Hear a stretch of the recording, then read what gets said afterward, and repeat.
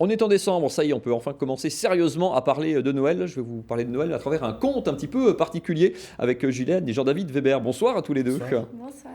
Vous projetez, enfin, vous racontez un conte de Noël à travers un mapping, en musique également, mais pas n'importe où, projeté à l'intérieur d'une église ou plutôt d'un temple à Saint-Pierre-le-Vieux, protestant donc, à Strasbourg. Ça se passe donc au centre de Strasbourg, au milieu de la grande île. On peut dire un petit mot peut-être de ce projet, Julienne. Quelle est la genèse un petit peu de cette histoire, de raconter cette histoire dans un endroit un petit peu insolite? Alors en fait, un compte à rebours, c'est le fruit de la rencontre entre nous tous, donc qui est l'espace intergénérationnel qui porte des projets collaboratifs à Saint-Pierre-le-Vieux, la conteuse Nicole de Saint-Julien et nous, l'association Art Puissance Art, qui avons apporté la partie mapping. On met tout ça dans un shaker, on secoue, on travaille pendant des mois et on projette ça dans un endroit. Regardez la partie, donc il y a Saint-Pierre-le-Vieux, il y a catholique et protestant. La partie protestante de l'église, c'est le même bâtiment. Il y a des vitraux, il y a des arches. On projette ça essentiellement au plafond et du coup, comme ça se passe au plafond, pour que ce soit confortable, on s'installe dans des énormes coussins, dans des transats, sur des chaises si on veut ménager son dos. On en parle dans un instant. On regarde un extrait déjà, ça a commencé le week-end dernier et on en parle juste après.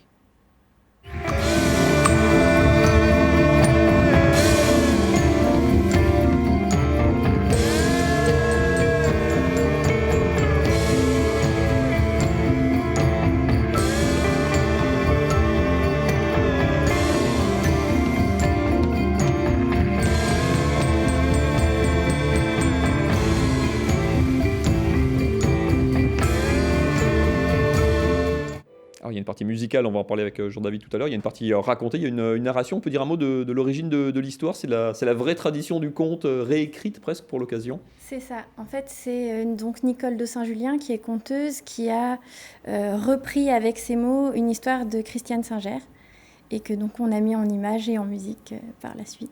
Comment ça se passe la musique, Jean-David? C'est le conte qui inspire ou qui donne le tempo de la musique, ou c'est la musique parfois qui donne le rythme à l'histoire et à l'image? Comment ça se passe quand on fait ça à deux? Alors pour ma part, c'est plus le conte qui va inspirer en fait la musique. Pour moi, c'est un travail émotionnel en fait. Du coup, l'idée, c'est de susciter une émotion au spectateur en fait. On parle C'est de vraiment l'image, ça. on parle du récit, on parle de l'ambiance. Enfin, il faut être raccord du coup. C'est tout à fait. Donc nous, on part du conte de base, et après nous, on va travailler ensemble durant toute excusez-moi, l'élaboration du projet. Donc on va se checker en fonction de l'avancée de l'animatique et du fonctionnement, mais après, voilà quoi. Il y a l'artiste graphiste et le musicien, frères et sœurs. Hein, C'est le ça. nom de famille est pas anodin. Juliane, comment on crée un univers graphique à partir d'un conte? C'est la suite un peu du reste de votre travail, ou on crée, on innove complètement? En fait, l'idée, c'est vraiment de traduire l'histoire en images. Et donc, moi, je vais vraiment partir, comme c'est un mapping, du lieu et des reliefs du lieu, des contours, et préparer mes visuels. On le voit à vraiment partir sur de les ça. images, hein. C'est vrai que le lieu conditionne forcément, le lieu impacte forcément l'histoire aussi. Totalement, ouais. C'est vraiment, tout est adapté pour plonger le spectateur qui est dans ce lieu, dans un lieu du coup qui va se transformer en fonction des images. On est complètement en immersion, parce qu'évidemment on est sous le plafond qui sert d'écran, on est comme dit dans des transats, on le voit sur les images. Un mot de la création, c'est donc il y a plusieurs projecteurs qui projettent les images. On pourrait croire que c'est du coup entièrement virtuel, créé entièrement sur ordinateur, comme énormément de films d'animation aujourd'hui.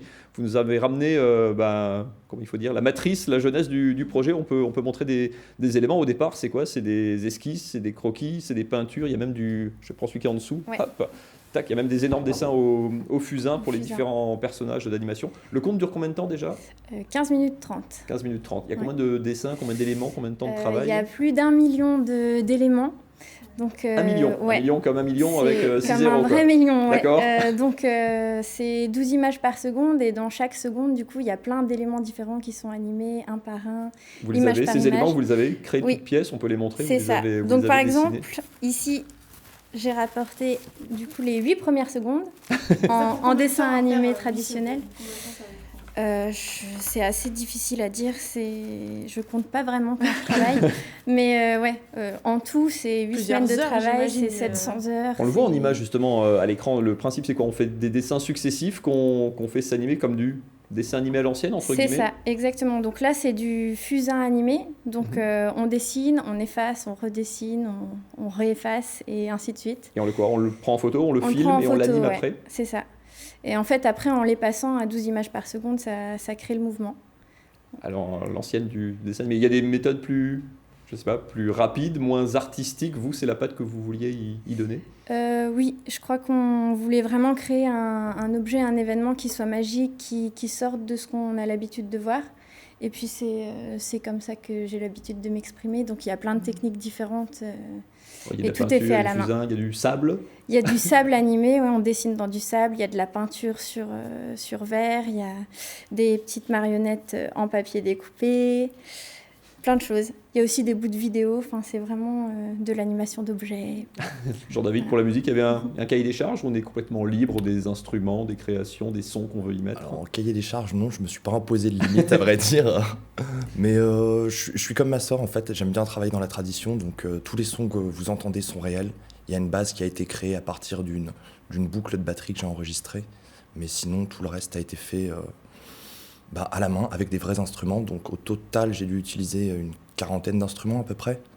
Mais c'est plus comme dans les dessins animés à l'ancienne, on fait le bruitage du coup aussi, avec des percussions, avec des petits instruments, des flûtes, enfin, tout dépend de l'effet voulu. C'est un conte à l'ancienne, issu de la tradition orale, mais donc mise au goût du jour et projeté avec des moyens modernes, on va dire. Ça se passe à l'église, au temple protestant, j'y arriverai, Saint-Pierre-le-Vieux, à Strasbourg, jusqu'au 28 décembre, tous les après-midi.